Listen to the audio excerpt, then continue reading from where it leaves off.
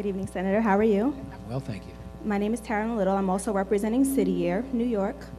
My question is, as you just said, technology is a wonderful tool, as we can see, for connecting us around the world and certainly making us aware of situations going on in places that we do not have personal access to.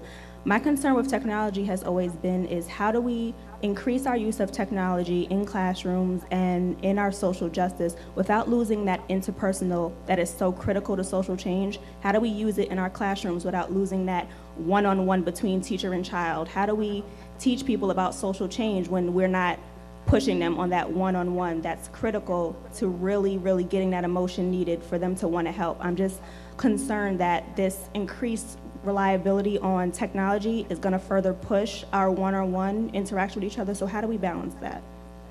Well, I think that the answer is that we've got to look at technology not as instead of, but as in addition to, because you're absolutely right.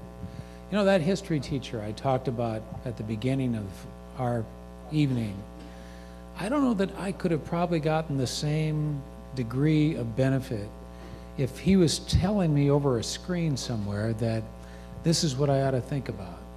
Some chemistry, something exciting happens with one-on-one interactive ability.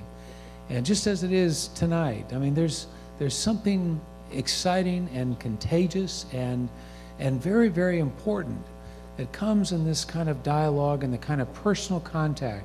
It's the touching, and it's the holding of hands, and it's the hugging, and it's the eye contact, and you don't want to lose that.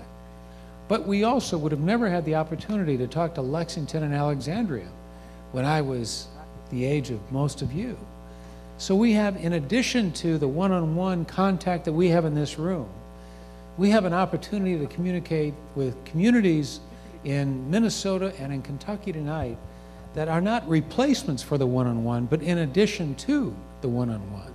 And I think finding that balance by recognizing the power of the one-on-one communication opportunities that exist and building on them with iChats is exactly what we need to do, and I'm very confident that Generation Engage will keep doing it.